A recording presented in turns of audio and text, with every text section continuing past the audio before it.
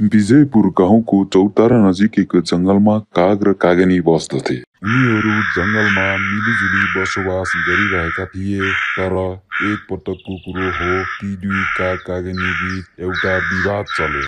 विवादको विषय थियो एउटै आकारका थैलीमा आफूले चाहेका सामानहरू भरेर को माथि पुग्ने। ओए सुन्दरी, आज एउटा खेल खेलौँ है। कस्तो खेल हो काग महाराज? भोलि तिमी र म माथि बादल हेर्न जाने है। कागिनी पनि उत्साहित भइन्। जाँदाखेरि हामी दुवै खाली जाँदैनौ, अनि तिमी र मैले एउटै आकारको थैलीमा आफूले चाहेको सामान भरेर को माथि पुग्नेछौँ। मन्जुर? मन्जुर काग महाराज। कागिनीले विचार गर्यो, थैलीमा कपास भर्नु ठिक होला, किनभने कपास हलुङ्गो हुन्छ।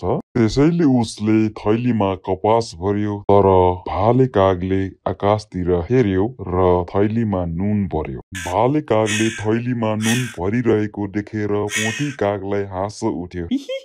आफ्ना थैली भरेपछि दुवै काग आकाशमा उड्न तयारी थिए। भाले कागले गरेको अनुमान जस्तै आकाशबाट पानी पर्न थाल्यो।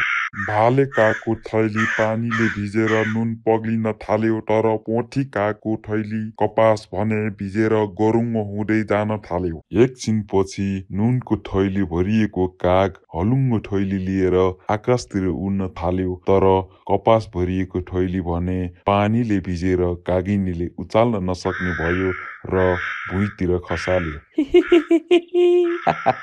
थैलीमा कपास भर्ने कागिनीले अर्को कागलाई भन्यो, तिम्रो बादल देख्ने बुद्धिले मलाई हरायो। मोरल: सुरुमा हलुका र सजिलो हुने काम बुद्धि र विचार नपुर्याइ गरेमा पछि गाह्रो बन्न जान्छ।